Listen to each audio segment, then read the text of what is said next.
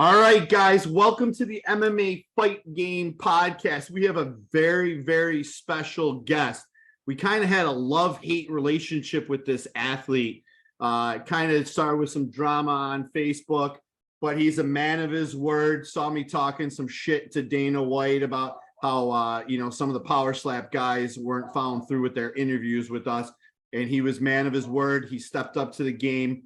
He has a massive, massive bout. Powerslap 5, October 25th at 9 p.m. Eastern Time, 6 p.m. Pacific Time out in Las Vegas. Ryan, the King of Kings, Phillips versus Darius, the Destroyer, Verona. Ryan is coming off of an injury. He's ready to throw down. If he wins, dinner is on him at Hattie B's at the Cosmopolitan. None of this Raising Cane's bullshit. Hi, Ryan, thanks for joining us. How are you, bud? I'm doing good, man. Raising Cane's, though. I thought it was better than Hattie's, man. I was upset. I'm completely in. I want to try that. We're going to be out in Vegas for New Year's this year. So I always check out Hattie B's. I'm a big fan of that, big fan of Egg Slut, anything cosmopolitan like you are.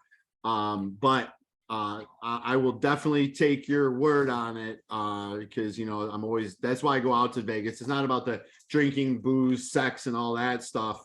It's about the UFC. It's about power slap. It's about, the food and the great environment that's out there. Yeah. So talk to me. So you're coming off of an injury. You have a massive bout. How did the recovery process for the injury go? And what are your expectations for Wednesday, October 25th? Yeah, the recovery period was pretty long. It was a serious injury. I completely tore my bicep tendon clean off the bone, and the bicep rolled up into my shoulder. So it was definitely pretty serious. A lot of people think it was just a Charlie horse, but yeah, it was a little bit more than that. But yeah, it was about a 6 to 7 month recovery. In fact, I'm still in physical therapy. I just got done with physical therapy earlier. It was, I couldn't use my right arm for a while. Things were getting depressing. I was getting fat. I started getting the spare tire, looking sloppy on live TV. So it was just depressing. But now everything's all good. I didn't give up. A lot of people thought I wasn't going to come back, but here I am. I'm coming back against the GOAT, the greatest of all time. Yeah, let me ask you about that injury. Did you injure yourself in power slap like John Davis did, or was this something outside of power slap? It wasn't in a match, but it was during practice during the Road to the Title Power Slap show on TBS. It was 2 days before my fight, so it was pretty serious. They wanted me to not compete. They told me you're fine if you don't want to compete, blah blah blah. I was like, no, there's no quit in me. I'm gonna go up there. You're gonna have to cut my head off or kill me before I say no. It was a serious match. It ended up being the main event of the actual season itself, even though you don't see that with how it lined up in the show. But in reality, me and Dwayne were the last match of the whole season. So I felt obligated, to put on a show, even with my damaged arm, and show went on. Yeah. And with that, I was talking with John Davis. So obviously, if that happened in power slap, then the UFC and power slap, Dana White, Erica, the matchmaker, and all those guys, you actually fall under their medical insurance, right? And did they take care of everything? Any procedures, any PT, X-rays, all that? Was that on their dime? Oh yeah, everything was taken care of. Yep. Yeah, and that's a thing that a lot of people, you see in the media and whatnot about like pay, but they don't see what happens with these athletes. Like, talking with John last night, he said his issue could have easily cost $100,000, but the UFC took care of it. The UFC went above and beyond for them, for him and his family to get him fixed. Which, how much value as an athlete do you put on a company like giving the best care? Like, you've seen Dana with athletes who get cut in the UFC say, we've gotten the best of the best taking care of these athletes. What does that do for you? Uh, Pretty much instills the utmost confidence. It's great being under the umbrella of the UFC. Although I like to separate ourselves. I like to more or less say that we're power slap, we're not UFC, because we gotta separate ourselves. We gotta push ourselves in a direction of becoming a sport ourselves. So, but yeah, I mean, we're heavily leveraging the UFC staff, where they're even their medicals, and obviously, it's the UFC, is second to none business there. Dr. D, all the medical staff. I injured my arm 2 days after the competition was over. They shipped me right to the Cleveland Browns doctor, the head doctor. So uh yeah, it wasn't like I was getting, Mr. Rogers here. I was getting grade A plus medical care. I had the best surgeon money could buy.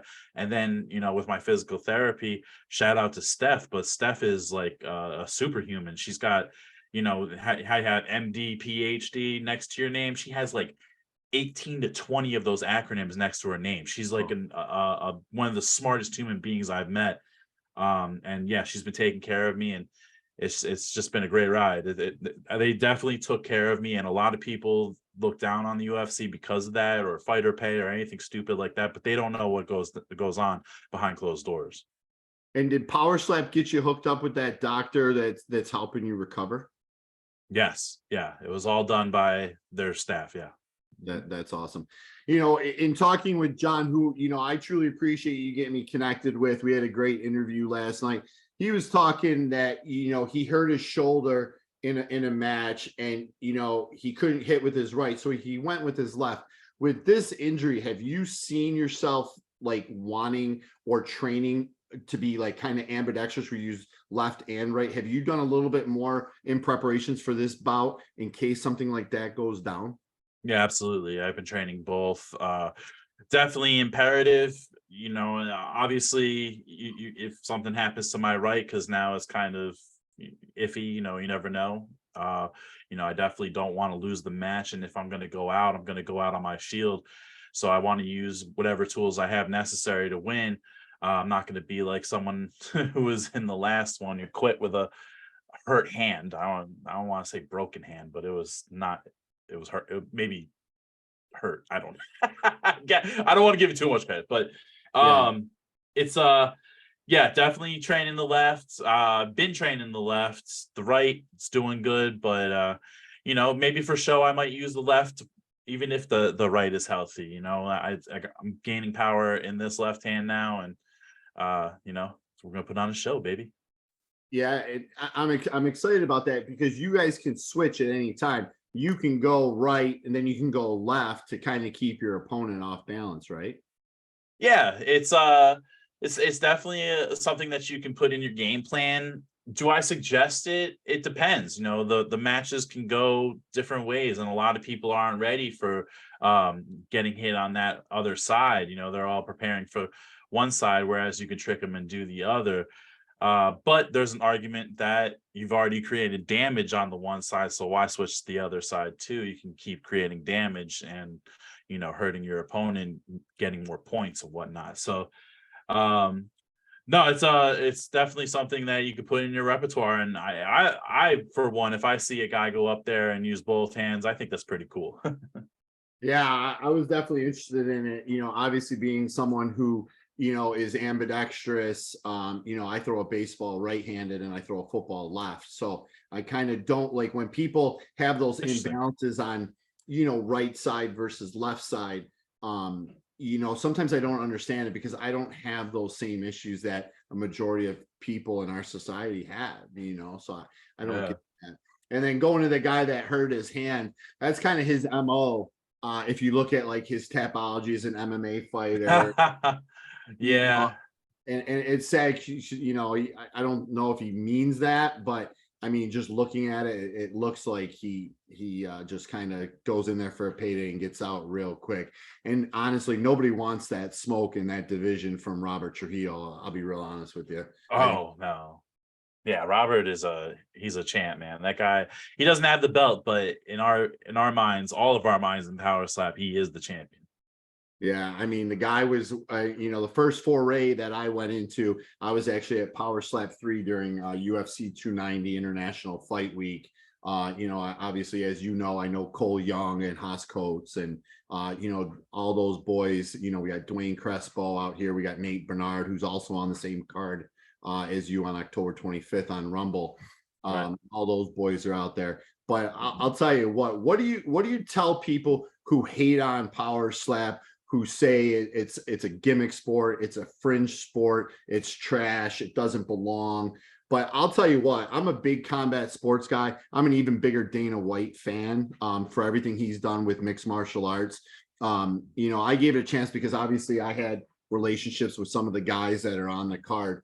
What do you say to these people? Because the live event is amazing. Like, Yeah. I was lucky enough to get an invite only into Power Slap 3, and it was the craziest, most awesome thing. And you have a bunch of MMA guys in there. You have Gilbert Burns, Mike Malott, Steamroller Favola. You got all those cats in there. They're loving it. Cowboy Cerrone. What do you tell people who dog it? How do you get them to like open up and be open-minded to what Power Slap is and is going to become? Yeah, it's really tough because a lot of people are closed-minded to it. They think, like you said, it was a fringe sport, or not even a sport at all. So, usually it's the people hating on it are the ones that haven't even given it a chance or turned it on. So that's the first thing I say is, have you seen it yet, or have you actually sat down and watched a match through and through? I'll throw them the One-Eyed Wolf versus the King of Kings match. One of the most legendary matches in the league. And usually that's enough. They'll turn around and be like, wow, that was exciting. You see a lot of comments in the YouTube videos that, people are like, man, I hated this, but I cannot stop watching. I can't look away. And hey, going to the live event, you're one of the lucky few, and that's a whole different ball game in and of itself. So, it's only a matter of time. I think people who have been talking bad about it at the top really influenced a lot of people, and it trickled down to a lot of their fans. But I think those people at the top are turning around, and that's doing the same thing. It's trickling down, and people are starting to turn around. And once we go and start traveling and get people coming in the live events, and maybe even do it at the Las Vegas Sphere, um, There's, we'll. there's rumors on the street, not to cut you off, but I've heard rumors that Power Slap might get in there before the UFC. Can you confirm nor deny that? I've heard there's been talks about it. Yeah, I mean, from highly regarded people, yes, there's definitely talks about going into the Sphere. That thing is just, man, awesome. Could you imagine a slow-mo slap on that beast? Whoa. And the sound, the crack of the sound of somebody hitting, you got those big Hawaiian boys in the main event for Power Slap 5, or Yeah. even you big boys in the heavyweight. As an athlete, what would that mean to you to compete at the time, the biggest stage, 19,000 people at a state-of-the-art venue in Las Vegas, the Sphere? What would that mean to somebody like you?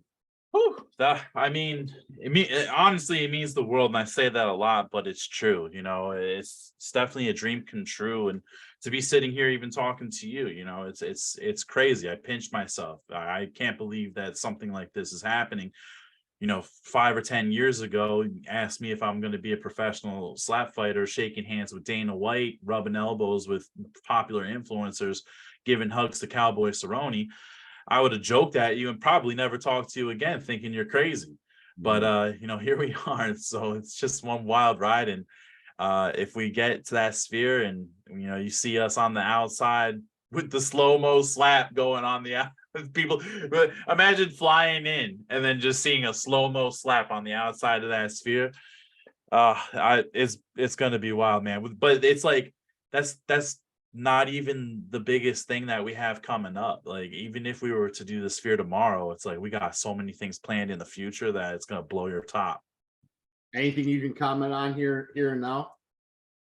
I mean, you're gonna see some international stuff. Let's say that. Well, I know that they're talking about doing the second season in Abu Dhabi. that's kind of out there. Is that still the plan, even with the tensions? No, unfortunately, the second season's happening here in Las Vegas. I don't know if they were able to, or what happened with that deal, or who knows, because the world, how it's shifting. It's really tough with international travel and getting us visas and all that stuff. So I'm sure that had something to do with it. But I don't know about season 3. Season 3 is coming right up after this. So season 3 might be an Abu Dhabi trip for the War of the Worlds. The guys international versus the guys from the Americas. So there's something like that going on. Yeah, it's almost like 4 days before your event, UFC 294 is in Abu Dhabi. It's kind of like a Brazil versus Russia card. The top 5 fights are all Brazil versus Russian. So I could definitely see that. Going back to seeing a slow-mo slap on the sphere, there's nothing better than flying into Las Vegas at night, seeing you're like just desert, and then it's all these city lights, and then you see the glitz and the glamour of Las Vegas, but now you add that sphere to it. it's like different level. What would it affect you? You know how big those screens are in the sphere? Like when you're on that stage, do you see anything else but your opponent? Would the screen distract you? Yeah, for me, no. When I'm up there, it's game time. The only thing I see is my opponent. The last 2 times I performed, I was pretty locked in. So I wouldn't think, but then again, you never know. That's I might be in awe. You might get on that stage and you just look around, you're like, holy what the hell's going on? It's such a unique venue. So no, I would think, because man, when the adrenaline's kicking, when you're up on there, let's say you lose the coin toss, you're about to get hit in the face. That's a different feeling in and of itself. So, walking up there, it's just pure intensity for me and pure locked in and just getting up there and just getting the job done as soon as I can. And at the same time, entertaining the crowd. So. And how do you like going to that? We talked with John Davis last night. How do you feel about the coin flip not being in front of you? You obviously they're not going to do anything shady, but would you prefer to have the coin flip in front of you so you can see what's actually happening for your career in lifetime? Yeah, I think they should have kept it to where we did it at the weigh-ins or the face-offs. I particularly don't like it. You say that they're not going to mess with it, but who knows? I don't want to say they are, but at the same time, you never know what could be done behind closed doors. So I would just rather it be honest and true right in front of my face. Let us call it out, let us say heads or tails, and not only that, but I also think that it's another not novelty to the sport, but it's more to put on TV, 2 guys standing there waiting for the coin toss. There's, you can put betting lines on that, who's going to win the coin toss right now, Point. Right. So like, it's just I don't necessarily think it's a great idea, but I can't hate on it. So Yeah. So your match is someone's O's got to go. What are your expectations for your match against Darius the Destroyer on October 25th, live and free on Rumble at 9:00 Eastern time? Well, I'm hoping Darius is going to come with it. I mean, this is a big match for both of us. Like you said, someone's O's got to go. Although my O is kind of more asterisk-y. There's kind of some how do I say, controversy behind the 2 losses, because one of them I was injured. So I was injured with both arms. So I had a torn bicep in the right, also had a torn forearm in the left. So I competed with probably 10% of what I could have done against Dwayne. One-Eyed Wolf, the qualifier was nuts. Like the refs weren't really calling much. I don't think they knew what to call. I don't know if because I got if you watch back the One-Eyed Wolf fight, I got a round where it was a 20. One of the judges gave it 29-26. So that means I lost 4 rounds, or there was a penalty somewhere that I didn't see, or I don't know what they were looking at, but that was just a big mess. And they said that if the rules applied, I won. So I'm not complaining about it, whatever. But I'm hungrier than ever. I believe that I am truly one of the driving forces of Power Slap to bring it to the next level. I'm here to stay. This is my promotion. Darius is coming from Slap Fight Championships. He had a great record, the 17-0. Who knows how legit that 17-0 is? From what I hear, a lot of people are saying it was padded. A lot of opponents that were given to him were hand selected.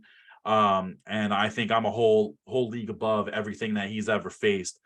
I don't know if he's going to be able to handle the power that I have. The speed is going to be the difference too, because that was one thing that Wolverine had when he knocked out Darius for the first time, was that speed, because Darius likes to roll. So I got to be fast. I got to get there quick so he doesn't roll on it. So I think that's something that's going to be a big detriment. And I just see a bad day for Darius, man. I'm coming in super angry. I tell everyone, I've had blue balls being the coach. I get to see everyone perform, kick ass. Here I am standing on the sidelines. I'm ready to go. So yeah, it's going to be a good one. Tune in October 25th on Rumble. I'm going to smash Darius's face in. Darius's name is no longer Darius, it's Dorkius, and he's going down. I love it. Getting into that rule set, that's the fight that gave you like a 29-26. There were 3 different scorecards. So I watched that fight this morning, and it was like I heard the scorecards, and I'm like, there's 3 judges, 3 completely different scorecards, and I'm like, well, I know it's a new sport and they're trying to learn it, but I mean, come on, like that had to be. Well, that's what they said. They came up to me. They're like, we don't know what the judges were looking at.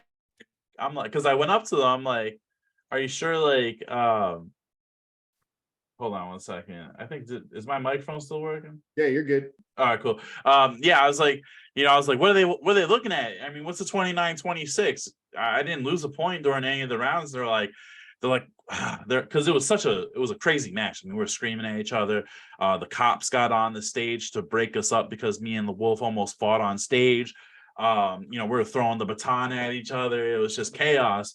So, in my opinion, I think they were just so blown away by what was happening that they just didn't see it, or I didn't really watch. But, the people at the top, people that mean something, are telling me that, hey, you won that. Don't worry about it. It was just an exhibition match anyway, blah, blah, blah. But it does sit on my record, which fucking sucks. They told me that wasn't going to happen, but it still is. Kind of sucks. But, I mean, if listening to the Starched, listening to any podcast that I've talked about this, you should get the full story about it. And it was a match that solidified Power Slap. It was the one that pushed us to being, funded and having the Fertitas excited and Dana White excited. So the Fertitta brothers are involved, right? Yes, sir. We brought him out of retirement. Yeah, I've met Lorenzo. Lorenzo is nothing but a nice, humble guy. I met him when he was out here in New York, actually in Rochester, campaigning to get MMA legal in New York. And he was nothing but very gracious with his time. What's the role of Hunter Campbell in this? Well, before I go into that, for you to see Lorenzo, from what I hear from Dana himself, that's pretty rare. He usually doesn't get out of the house. So seeing him at an event like that, or seeing him at Power Slap, it's like super rare. So that's awesome that you got to meet him. He is a great guy, and from what I hear, he's kind of hard to find. Yeah, actually, I'll send you a picture. I got a picture with him, but him and his brother and Dana were, without those guys, MMA probably isn't where it's at today as a mainstream sport. No. And I don't think Power Slap's around either. No, not at all. Absolutely. But Hunter Campbell, he was the main matchmaker. I'm thinking he's just overseeing it more so, and he's probably more involved with rule sets and probably the masterminding of certain aspects of the sport, because that guy is brilliant, man. He's a genius, and shout out to him. He's also a really fucking cool dude. Yeah, I've seen Hunter at a bunch of events that we've been to. Is he the guy that Dana White, when Dana White finally retires, is he the guy that is benchmarked to take over the company? Man, to be honest with you, he would be probably the best replacement for Dana because he is kind of like Dana in the way that he's brash. He isn't afraid to speak his mind or, get, in dirty and talk some shit. He's kind of a intimidating figure as well. Because you know that guy's pulling shots. You know what I mean? Like he's just you hear Hunter Campbell, you just know that guy's a beast. So if that were to happen, for him to succeed Dana, I think that would be the best idea for sure. Yeah, that's awesome. And going into the rule set, so obviously I talked to the middleweight champ John Davis last night. And I'm going to ask you your opinion on this. So when I was at Power Slap 3, and obviously I know you and Cole kind of had a beef, but you told me that you love Cole. Cole's been nothing but a great guy, and when I met Cole, definitely have a soft spot in his heart for him and his son Cal. But when he was fighting Muniz, it looked like Cole had set up for his shot, like I think it's called measure, right? It's measure, and then Cole. But what happened is he tucked his chin, he brought his chin down, so that target area is not lined up anymore or measured. Is that a foul? So that was against Jewel. I don't think he's gone up against Manny yet. Power Slap 3. He Power, MU and Emmanuel Muniz. was that against? I don't, because I know Cole went against he went against Momoa, and then he went against Blackburn, and then he went against Jewel. He's never been against Manny. Yeah, no, Manny he was 100%. It was at Power Slap 3. It's the guy. I'm looking at the rankings right now. Did he fight? I'm not sure, but anyway, if I think I know what you're talking about though. But it's when you clench down, your head tends to move down or up and down. There are some fouls, yes, but you have to understand too that it's the refs making the call at that moment, right? It's not the refs making the call after seeing the slow motion, after seeing that. That's only after a knockdown. So they're going off of what they see in real time. So it's really hard to see because when you bite down, that's almost at the point of impact, if anything. So it might not get called, and then you see the replay and you're like, oh, he moved his head, so and so. But we do have so everyone thinks flinching is the Webster's dictionary definition of flinching. It's not. We can move our head a little bit, right? The rule states that as long as the full contact of the hand hits, it's not a flinch. So for if you watch the One Eye Wolf back, a lot of people think I was flinching, but what I was doing was I was releasing tension in my neck and letting it kind of roll a little bit. Yep, I noticed that. So as it was coming in, I was already on the way with it, and then the pressure and everything and the force was going out that way. So you can get away with it. Now, I mean, if you're like this, then that's a flinch. If you're completely, the hand doesn't touch you at all, or it's completely off. Because when you measure, they can see where you're measuring. And if it doesn't hit in that general area, or if the hand's like out here, or if it's like completely missing and it's because of you, then yeah, that's a flinch. But yeah, we do have a little bit of an area to where we can get away with moving our head. Yeah, no, I'm definitely familiar with the rolling. Now, would that be something that if a guy is notorious, maybe like in that case of Manny, where he drops his chin after the measure, could you in the back let the ref know to be on the lookout for that as a potential foul? Would that be probably kind of proactive? If it's someone who does it habitually, absolutely. You can tell them, hey, can you spot their chin, or take a better look at how it's lined up. Absolutely. I feel like that would be a great idea if it's an habitual person that does it.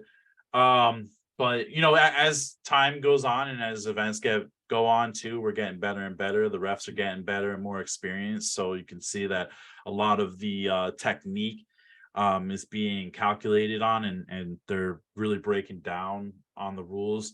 It's going to be crazy to watch me versus Darius, because Darius is a roller. He's a guy that everyone's like, oh, he's flinching, but really he's got perfect roll technique. So it's going to be very interesting to see how that plays out. There are some times where I've seen him go a little too far to where it could be a flinch. So he's definitely going to be flinching when I'm up there with him, because I'm probably in his head pretty bad, because I got the highest score with the force. I'm number 1 force, number 1 speed. So I'm probably in his head there. It's just, man, I'm excited. I'm just excited to go. Yeah, I'm pumped, because I heard your name before I knew who you were. I heard your name at Powerslap 3 when I was out there. They said you were injured, but you're one of the guys to watch. I spent a lot of time, obviously, with Haas, who you have a relationship with. Also I spent a ton of time with Robert Trujillo. That's kind of how our relationship kind of formed in there, just kind of networking and talking to him. And Yeah. we got in a pissing match on social media. I told you I just protect my guys and defend guys, kind of be as an asshole, be the asshole online if I see my guys getting attacked. I know you're friends with Jules Scott. What do you think about him and his match with Cole, where he was like kind of bringing his shoulders up and kind of, is that a foul? Like I said, once again, it all has to deal with the contact of the hand. Is the contact of the hand, getting its mark? Is the ref calling it? If he doesn't call it, then he doesn't call it. It's just like MMA. If the ref makes a bad call because some guy it looked like the guy was out, but he wasn't out, that happens a lot. So it's really up to the ref's discretion at that time. I can say there was flinching on both sides. So and they're not really, the one side is calling and pointing out Jewel, but let's point at Cole too, because he went across the line a little bit too much himself. But first of all, I want to say shout out to Coach Haas. I hope his mom is doing okay. Prayers out to him and his family. All bullshit aside, I'm talking shit, but honestly, a lot of the talking shit is just for game. It's just for hype. But I hope, like I said, I hope he's good. And Cole with his little guy, that's that's really sad. And my heart goes out to Cole. I really like Cole as a person. He's a really cool guy, and I have nothing bad to say. And the little tiff I had was more or less with his wife, but then again, I'm not going to say anything about that. Yeah, for sure. I was able to actually talk to Haas's girlfriend or fiance, because I do some things with Full Contact Promotions at a local MMA organization here in town, and what that family is going through is gut wrenching, and definitely send the prayers to them as well. I wanted to kind of switch gears a little bit. I've seen this online before, so I'm going to give you a bunch of guys in your division. I want you to give me one word answers. What you think of them. All right. Hell yeah. So I'm going to start from the bottom up. Brian Dozier. Smart guy. Smart. Cody Cox. Zany. Stevie Ray Payne. Professional.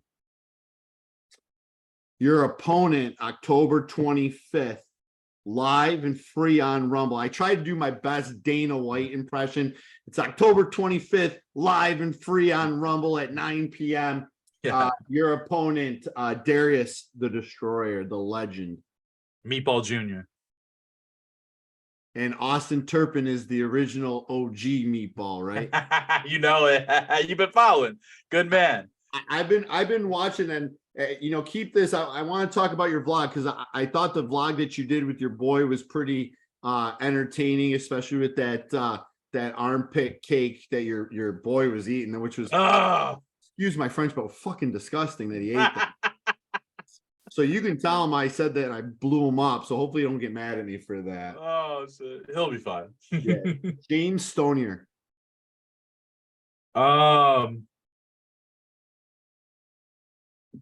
Yeah, I have a lot of, but they're really good words. I would say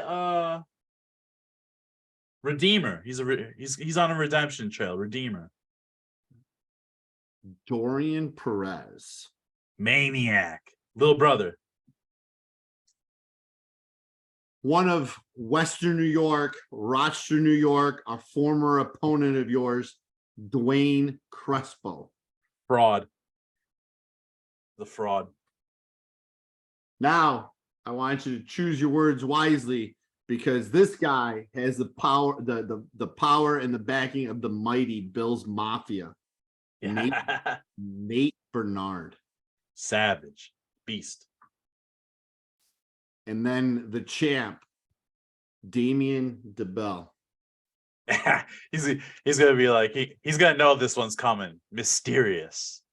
Okay. He's mysterious. I call him mysterious. So I'm like, what are you doing, man? Like, because we talk a lot, but he hasn't been doing anything on social, so he's just been quiet. Like he's like the sleeping, he's the silent killer, man. And I'm like, man, you're such a mystery. And I always joke with him, like, man, you're being mysterious right now. And he's like, I'm just, nose to the grindstone. And I joke with him, he's eating pizza and drinking beer. Yeah, going to that, because I want to ask you about some of the other divisions, what you think of those guys. But when you guys have a match, do you guys treat it as a professional match where, you guys before the match, you're not at the clubs, you're not drinking, you're not smoking, you're not eating like shit? Do you guys do that, or does powerslap really does that not affect your performances? I do. I know I have to take a day before the fight. I just chill out, get into the mental. It's a big aspect of the game is getting into the right mental. So I usually take all day to get there, and no smoking, no drink. I don't really drink anyway, but yeah, I try to chill out. A lot of guys do it. A lot of guys don't. Doesn't affect them. Some guys can go up there and be on a 24-hour bender and just all of a sudden show up and probably go out there and perform. Is it good? No, it's not good for you. You're obviously drinking is bad for your brain because it swells your brain up. So that's going to help getting KO'd. There's a lot of things that doesn't really assist with going up and competing while hungover. So no, I don't. Do they shun you for it, or do they tell you like to not go out? No, they don't. So it's really anyone's game at that point. Yeah, for sure. Yeah, I was just kind of wondering. So let's go to the light heavyweight division. Let's go with Russell Rivero. Monster. That guy's a monster. He's a beast, man. I have a lot of respect for Russell, man. I just wish he would, practice with his feet down more. He fouls a lot. If he can correct that, he would be a legend. He is already a legend in this sport, honestly. But yeah, big fan of his. So but if he could just keep his feet down, man, I think he's starting to realize it a little bit by losing to AJ. And that was the title match. But I hope he comes back and his fucking feet stay down, man. He could be one of the best. What do you have to do to keep your feet down? Just practice, repetition, man. It's all about figuring out the sweet spot. You want to get a lot of momentum with your slap. It's kind of hard with your feet down, but there is a way. Not only that, but they gave us a new kind of, let's say they reworded a rule around to where now instead of having our feet set on the ground all the way during our slap, we can lift our heel a little bit, because it's kind of like when you're swinging, your heel kind of tends to like rise up, but just a little. But they're okay with that. So hopefully that helps Russell. Yeah. Let's talk about AJ Hints. One word. Legend, actually, or legend or star, whichever one. I am a huge fan of AJ. He already knows that. That's a brother to me. I get along with him probably better than anyone. Except for maybe John Davis, because that's my brother, and Dorian too, and Devin. But what's up? Not to cut you off again. I didn't know what to expect with John, but John being 31 has a brand new 2-week-old baby at home. I kind of threw him under the bus last night. I let him go right at diaper change. So his wife put him onto that. Four kids. I'm telling you, if there was one guy that I didn't know, but I'm glad I got to know and who I will be a fan for, is John Davis. Like, if people Yeah, watching us talk right now, if there was one guy besides yourself and a few others that you wanted to get behind, John Davis is the guy. absolutely. And he deserves it. He's working insanely hard. The guy has the craziest workout regime. He's just he's all in. He's about the sport. He's just like me. He wants to push the sport forward in a professional manner. He's not out there doing drugs or anything. He's actually a guy that is a inspiration. He's a good story. People can, like you said, get behind him, root for. So yeah, I just hopefully more people notice that, but thankful that you did.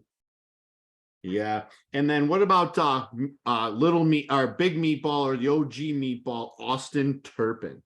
Yeah. One word, right? One word answer. Yeah. Um, Not meatball.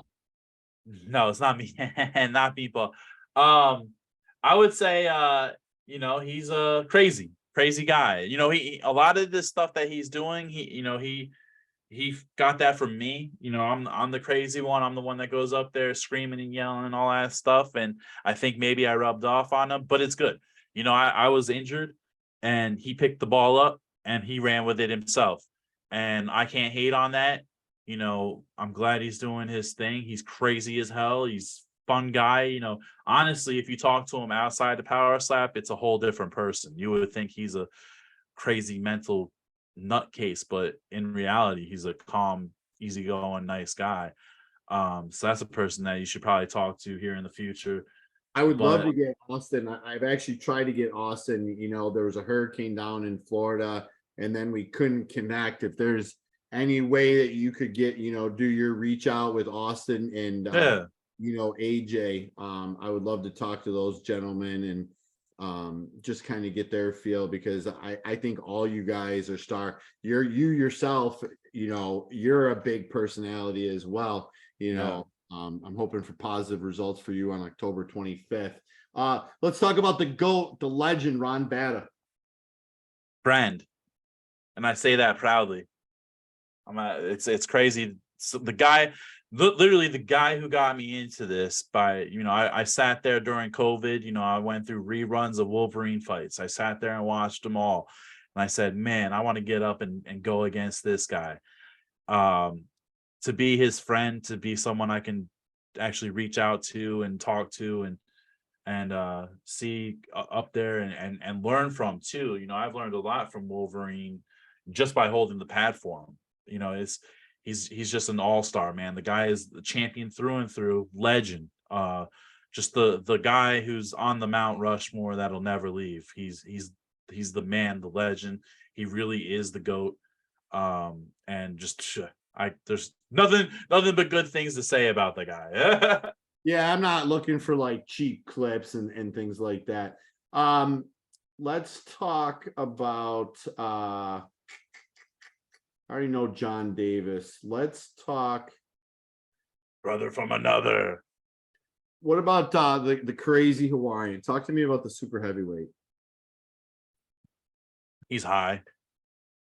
That's my one word. High. He's high. Crazy Hawaiian.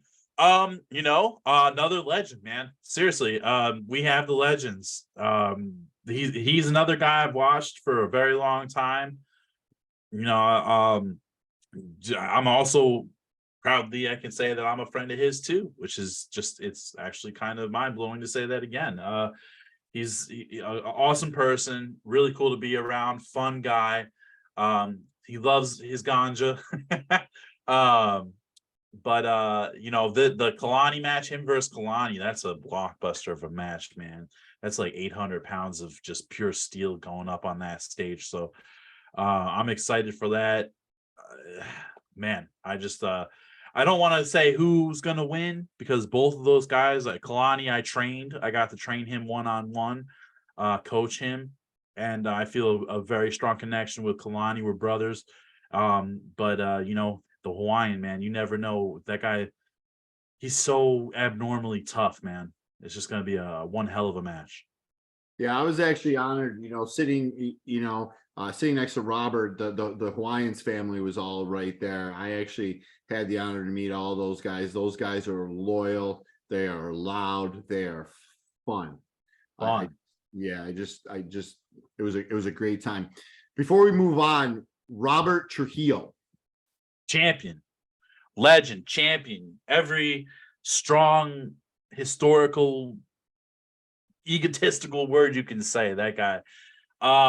Man, just an all-star through and through, just a champion, a professional, hard worker, man. The guy is always working out and always, wrestling people and going Brazilian jiu-jitsu with him. But man, that guy, nothing but the highest respect for Robert. Super cool guy. Probably only one of people that have seen him go into like a kill mode, get really mad. I actually had to push him to the side because he started getting mad, and I was like, I don't know if a mad Robert Trujillo is a good thing right now. So I had to calm him down a little bit, but he's a beast. Like, he's such a great, genuine, nice guy. But man, that dude is so skilled. Like, I don't know. I would love, like me and you've talked about before, love to see that guy in the UFC. I think he deserves it.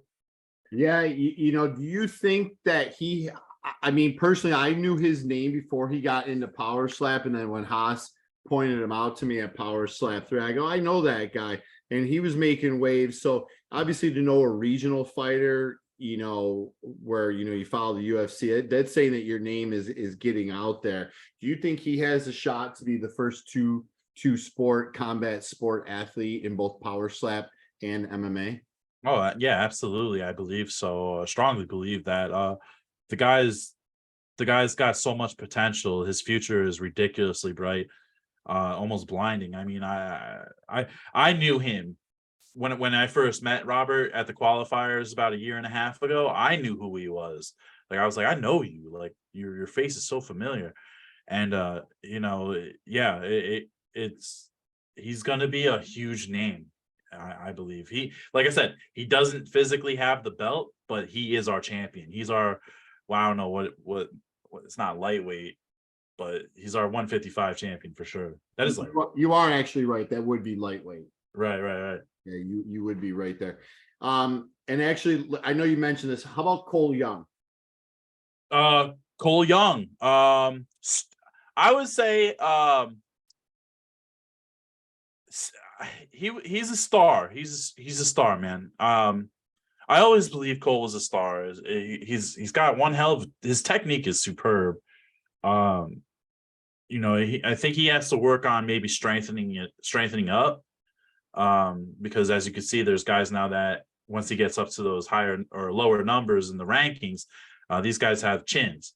So I think he needs to work on his strength, build his strength up. But that dude can be a star, man. He's got a great personality. He's got a great look, great story. He's Alyssa's cool. I mean, I'm nothing bad about her at all. I don't know where she came off, doing that to me. I know maybe it's because I'm so hard on Jello Giant Crespo, crying Crespo, but that, I mean, me and him, we have a history, so that's all on us. But I think he's got a great story. His family is incredible. Haas Coast, the Vicious Elite guys, they're all doing their thing.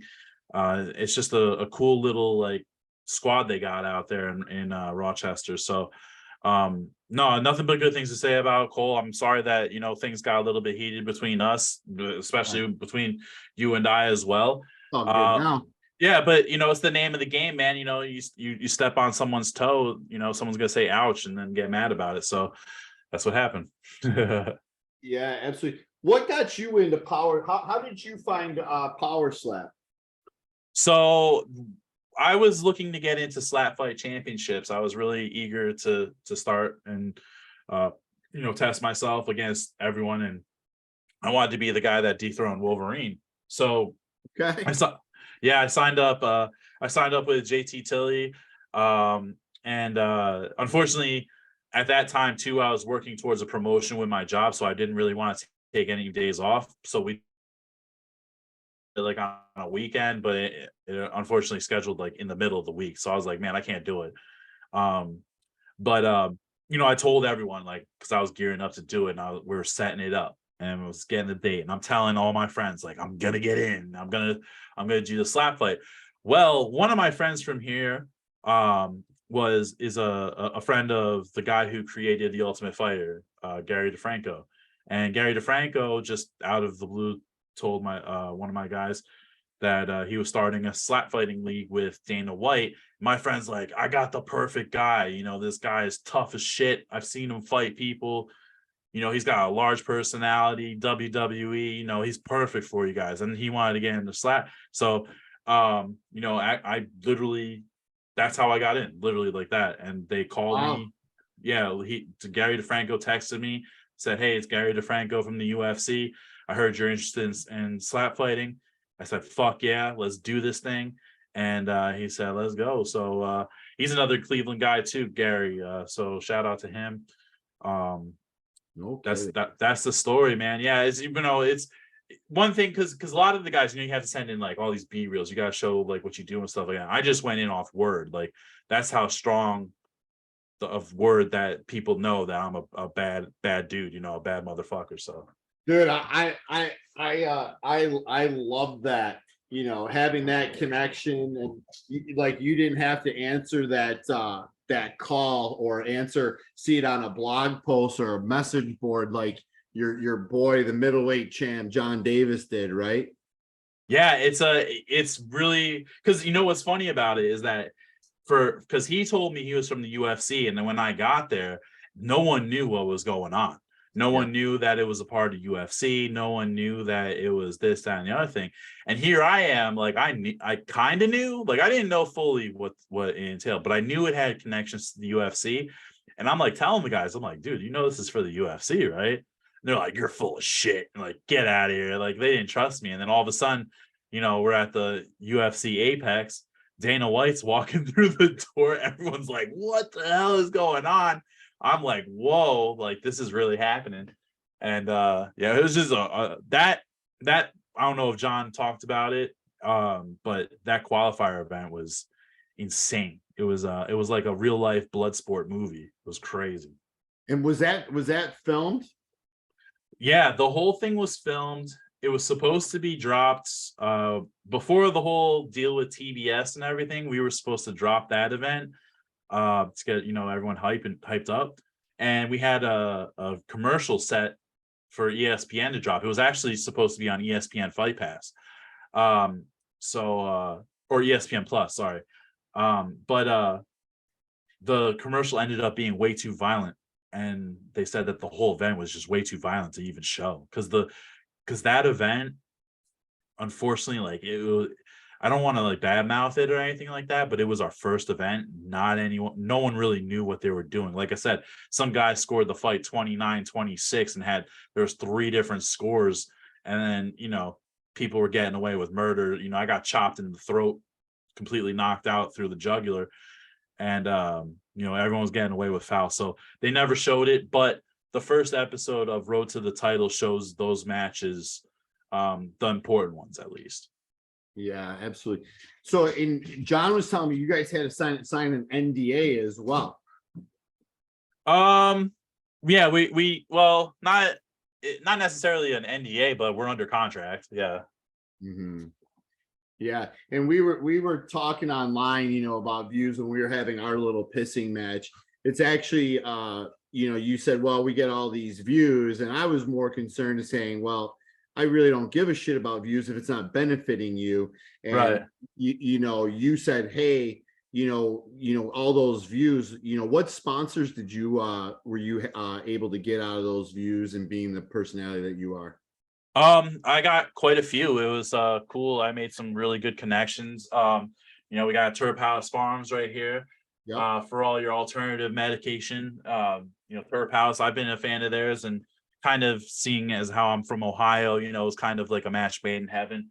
We got other sponsors. We got the Just Blaze clothing company. Great guy. Really latched on to me. Like you said, I have that big personality, so a lot of people find it easy to talk to me and connect. And through there, he made me my first shirt. I have a King of Kings shirt on justblazeclothing.com. you could check out. But you know, Planet Hank, he's you know, actually, first and foremost, I should have said him first because he's been probably the biggest supporter of mine, as well as a big supporter of Slap. But he's the one who made all these connections happen in reality. So big shout out to Planet Hank. Much love, man. That's my guy. I love it. I love it. Yeah. But I got, you know, my Route 40 Classic Diner out in Pennsylvania, Indie Connection, Sweet Heel, Jeremy Keys with Sweet Heel, big time. I know those guys. Those guys do a lot of things with Combat FC up in Massachusetts and Wilmington. Yes, they are doing big things. Yep. Shout out to congratulations to them. And we got Cherokee Diversifies, which is coming up, and you know, just sponsors are coming. There's more to come. But it's out. The views turned into something valuable, Dan. Yeah, and that's the thing. Like, I wasn't trying to be a dick, but honestly, like, I want to see you guys all eat. You know, Yeah. it gives me something to talk about, gives me guys to talk to, because if you're not getting paid, you're not eating. You're really not doing these interviews. You're really not pushing the sport to, you know, where it could be. And you know, I'll say it publicly. That's where I was going with that. I wasn't trying to say you didn't have any sponsors, because that wasn't the case at all. You know, yeah, views are great, but what's it turning into? Because obviously the views right now can't turn into ticket sales at Powerslap because it's an invite only. Hopefully, right. you know, Powerslap ends up in the Sphere as the first event. Definitely beats Oscar De La Hoya's event, you know, to it as well. Yeah. But you know, well, let me interrupt you. Let me tell you. You know, I never took offense to that at all. Yeah. You know, it's a new sport. There's not a lot of people that know what's going on, and you know, I actually, you know, saw that as an opportunity as well to educate you and let you know that, you know, there are things that we have going on that are coming up. So it was that, you know, I don't see that exchange from either of us being a bad thing, because look, we're sitting in front of each other right now, basically. Yeah, I mean, I'm saying everything right to your face. Same thing to you. I want to see all the guys eat. I'm all pro fighter, pro athlete, male, female. It doesn't matter. You know, is there any plans for Powerslap to get the girls involved? Yeah. I can't say anything. Yeah.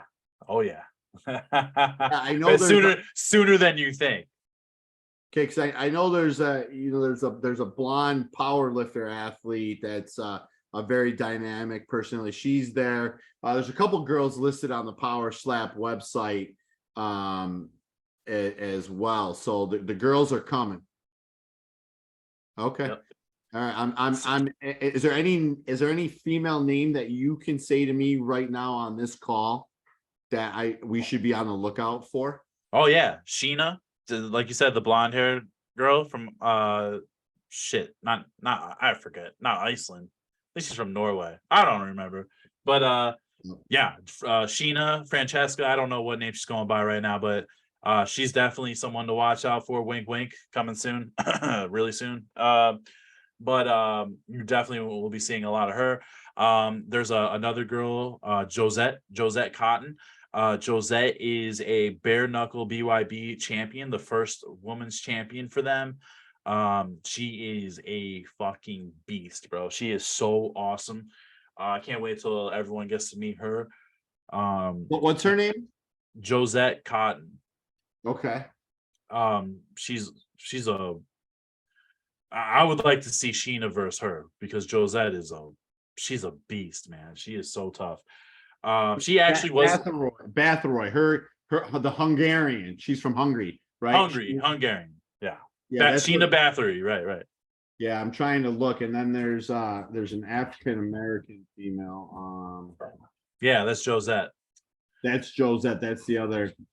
Yeah, I could talk about them. As far as the other girls that I know of, I think I know who they are. But Kimberly Thompson. Oh, Kimberly, yep. If she's still competing or not, I'm not sure, but absolutely, she's a rising star. She had some good fights at the qualifier. Josette was supposed to fight at the qualifier too, but her opponent backed out. Oh, okay. I'm trying to find that other. What was the female, the African American female's name? What is her name? Is it Josette? I'm trying to. I'm pretty sure it's Josette, because it's the only one that's listed on there. But yeah, that's her. She's like I said, she's the BOIB champion. She's a force to be reckoned with. Tough girl. Tough girl. Yeah. And so got some breaking. We're going to transition into MMA now. Sure. As we're talking, you might see me look. So there's rumors going around right now that we have to pay attention. Something big is about to drop. So we're talking really? about this live on the call. So one of our sources said to keep the eye on the socials. They're guessing that it could either be Bilal Muhammad's fight. The rumored Alexander Volkanovski Ilya Topora fight is going to be announced for UFC 297 in Toronto, which is about 3 hours from me, Nate, Dwayne, and Cole. Right. Or there's been some rumors going on. I don't know, because I know you're a big MMA guy, and we've talked MMA quite a bit extensively. Where Paulo Costa had like something going on, elbow surgery, like 3 weeks ago. Yeah, I saw that, and he's just about to fight Khamzat, which is crazy. Yeah, which is it's just the craziest thing. So who knows? Soon. And yeah, it's like in 2 weeks before your event. So well, let me ask you: do you think, because Paulo Costa, he's a joker, do you think maybe he's lying a little bit here? they showed a picture of his elbow, and it looked.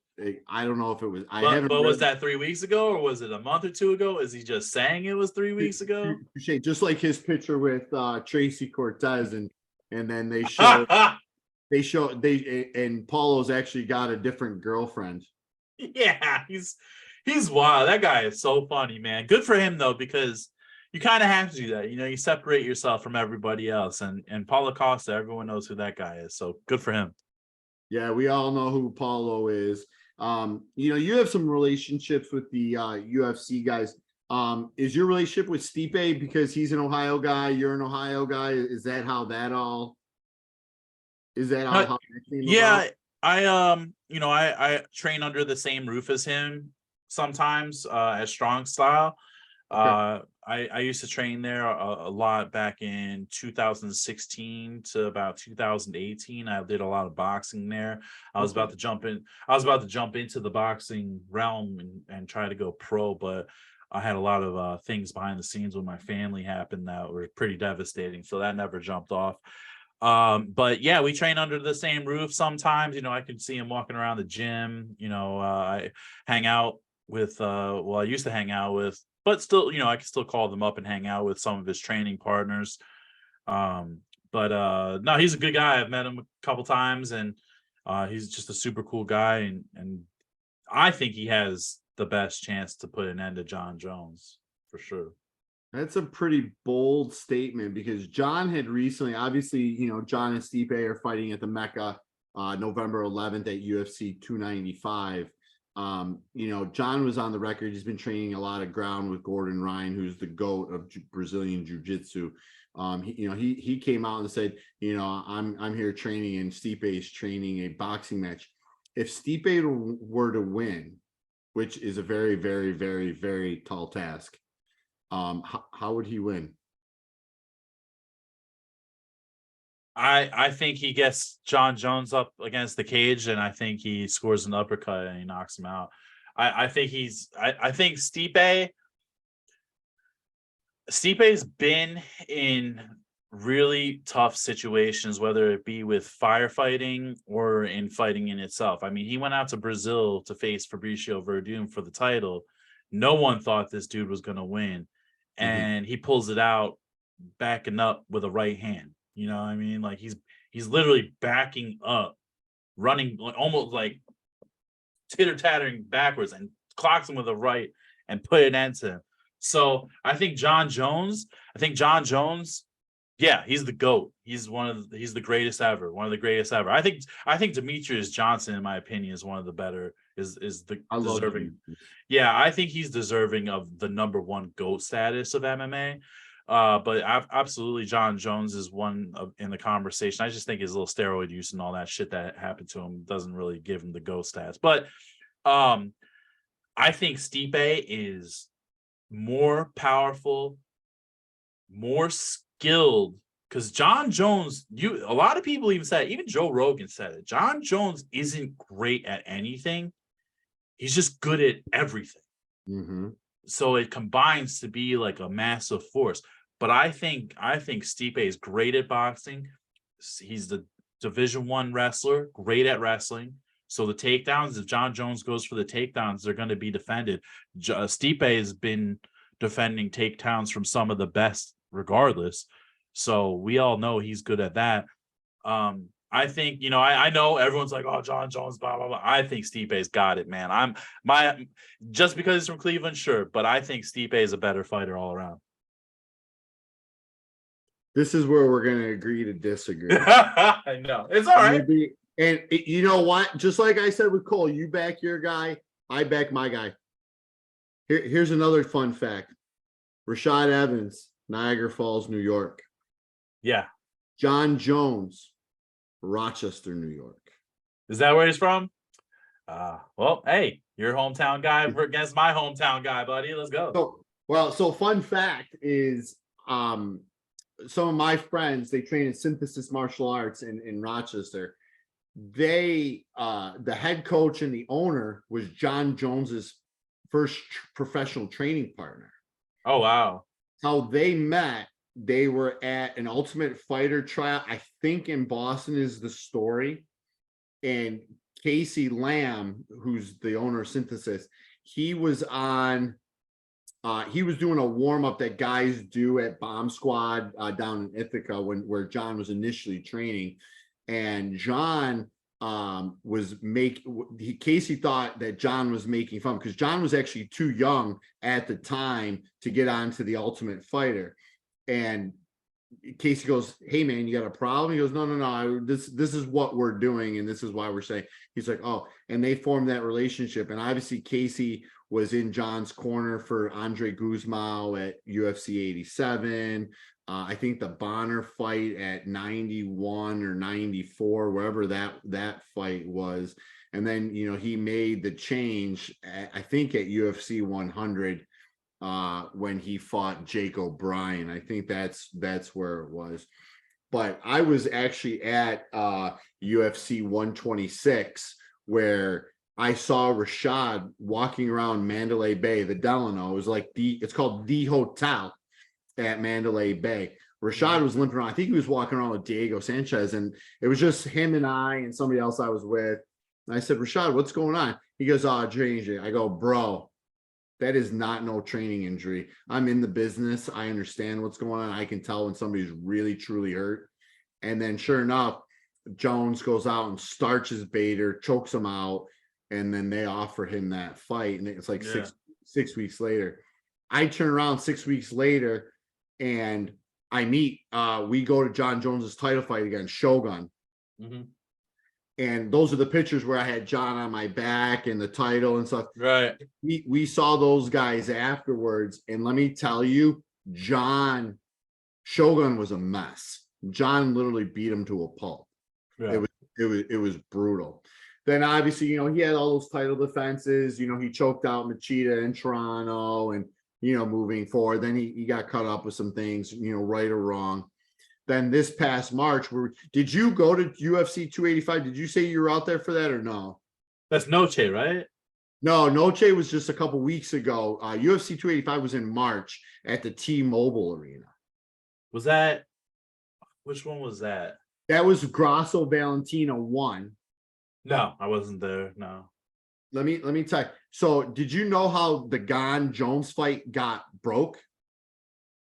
So obviously, like news wise? Yeah. Do you know that story? No, I don't. So somebody's walking around Vegas and they're walking by the T-Mobile Arena. Oh, it was on the thing. Right. Yeah. Yeah, right. They messed up pretty bad. Yeah, and Dana, I mean, they obviously the cat's out there. We had heard overtures like back in October that John was earmarking a March return.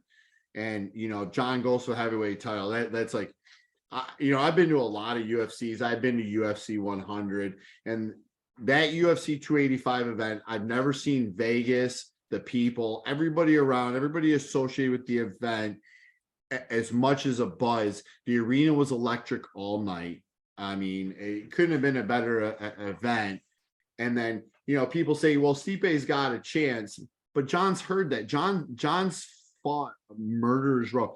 Heavyweight, light heavyweight, it doesn't matter. He's heard that all before. I mean, obviously, John has fought Cormier, and he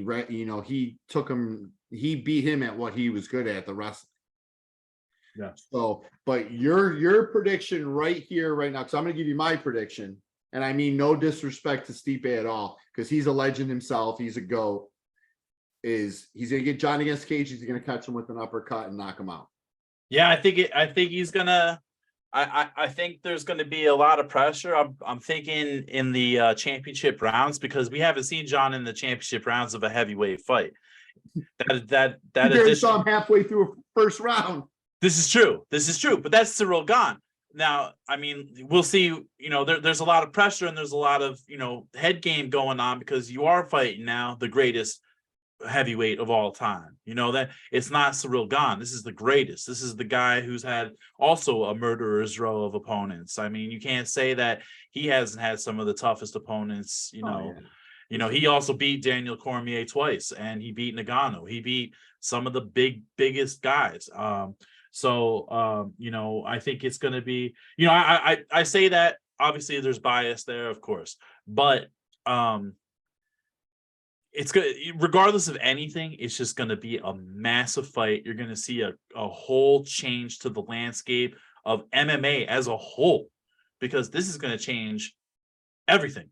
The ticket sales. If you look at the tickets themselves, this is the most expensive UFC event I think they've ever had.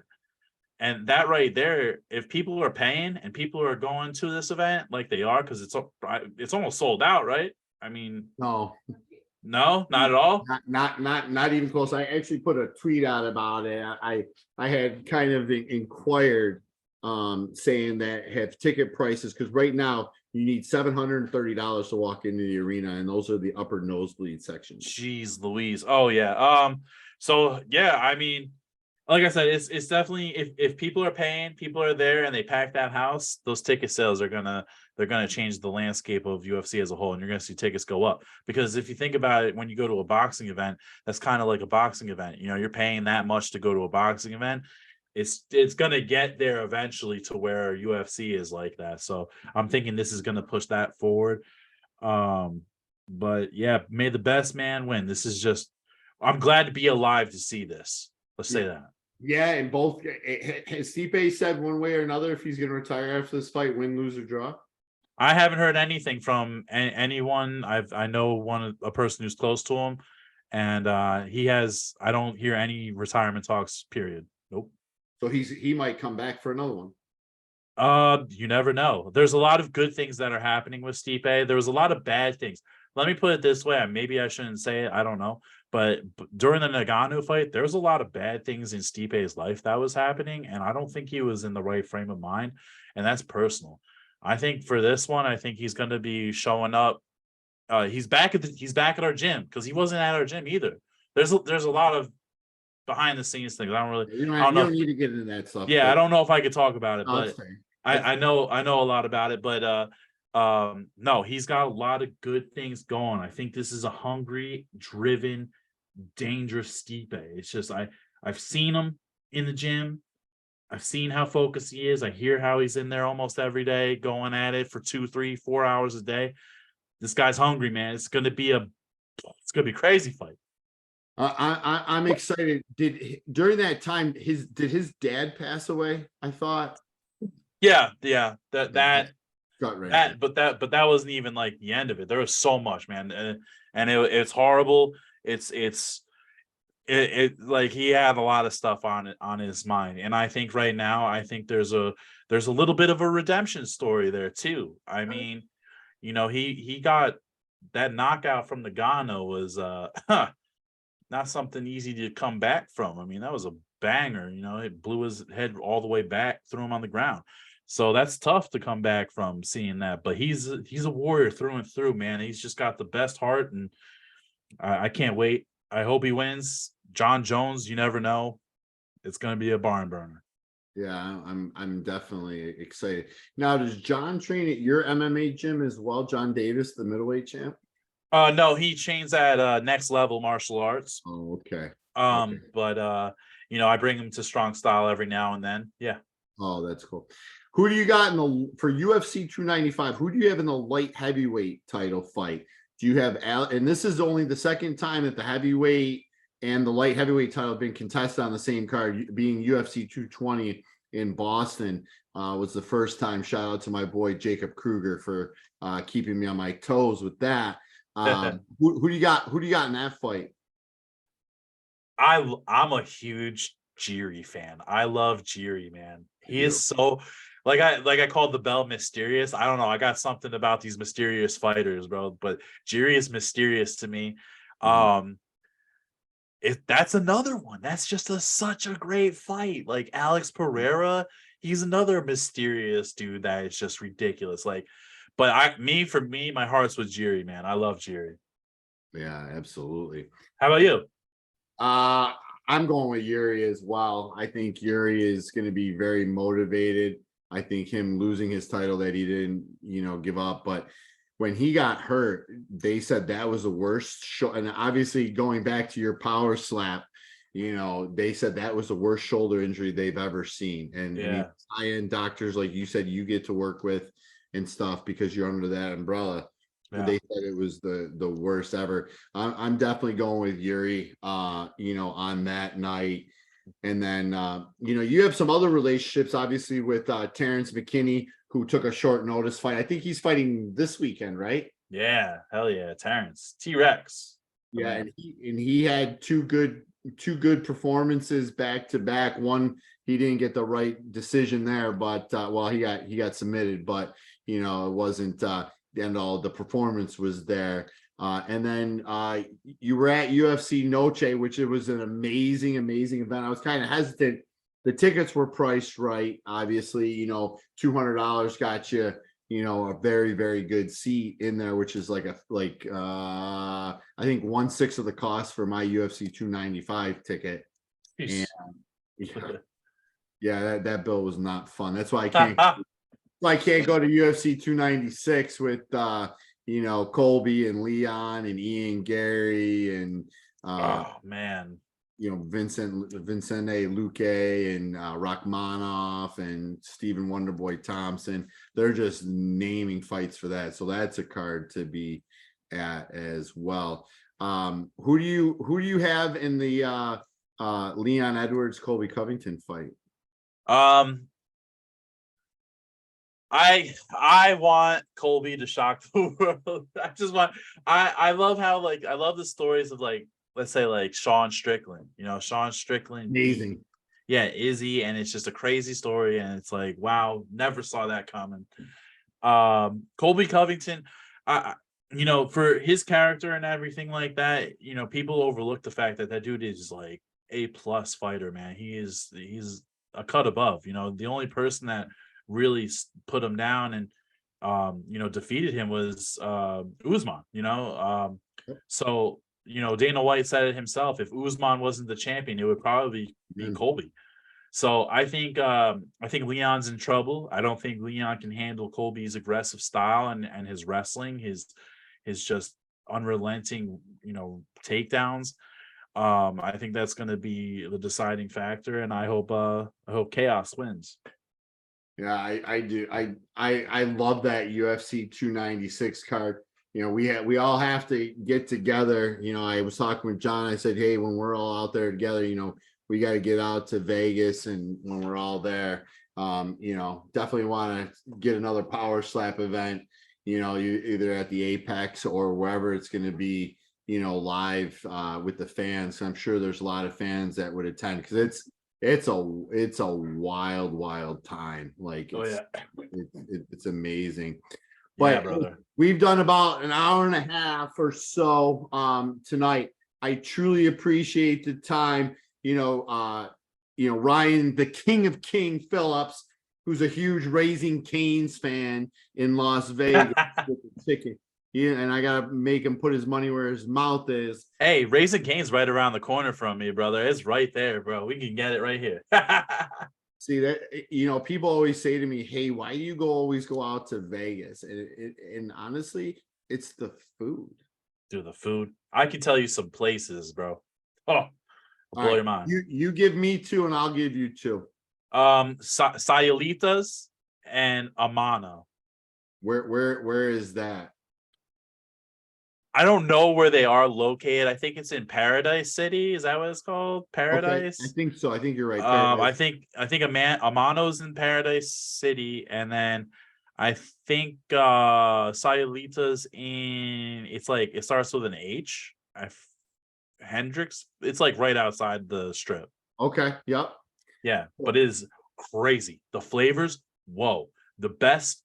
It's like a mashup, a Tex-Mex mashup type style, whereas Amano is an Italian fusion restaurant where they take a pizza and they make a cone out of it, and then they just drop pasta on it. I've seen that place. Yeah. Whoa. Yep. Badass, bro. But hey, I can go on for days, bro. I've been to everywhere. I've been to Gallagher's. I've been to Guy Fieri's. I've been to the How Secret about Pizza. Sparrow and Wolf? Say it again. How about Sparrow and Wolf? I haven't been there, but I've heard. That's where your boy Hunter Campbell frequents, I hear. Oh, wait a minute. Did I go there? Because I went to a steakhouse with the president of Powerslap, and they literally come out and they serve when they know it's you, like it's you guys are from the UFC. They'll come out with these frappuccinos or frappes, and they'll write UFC in the froth and they'll give it to you. That's pretty wild, bro. Yeah, it's cool. But according to you, you don't want to be associated with the UFC. You want to establish your own brand, so they gotta start saying PS or Power Slap, right?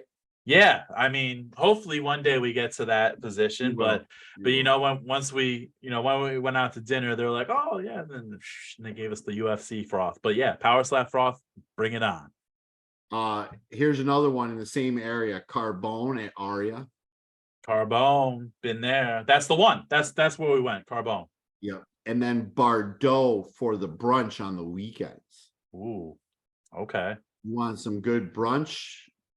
Bardot is it. That's our tradition. What we do is we hit Bardot like mid-morning, later in the afternoon. Then we go over to Italy. Then we walk right over to the fights after we have a few adult beverages over at Italy. That's what we do. Yeah, text me Bardot. I'll check that one out for sure. Yeah, absolutely. But again, so we're just wrapping up. Ryan Phillips competing at Power Slap 5, October 25th at 9 p.m. Eastern time, 6 p.m. on the Pacific. Ryan, the King of Kings Phillips, fighting another legend, Darius the Destroyer. Somebody's O's got to go. You guys know who we're pulling for. Ryan, I truly appreciate the time. Much respect. Get that dub. Thanks a lot and sit tight, okay? I appreciate you, Dan. Thank you for having me on, brother. All right, buddy. Hold on.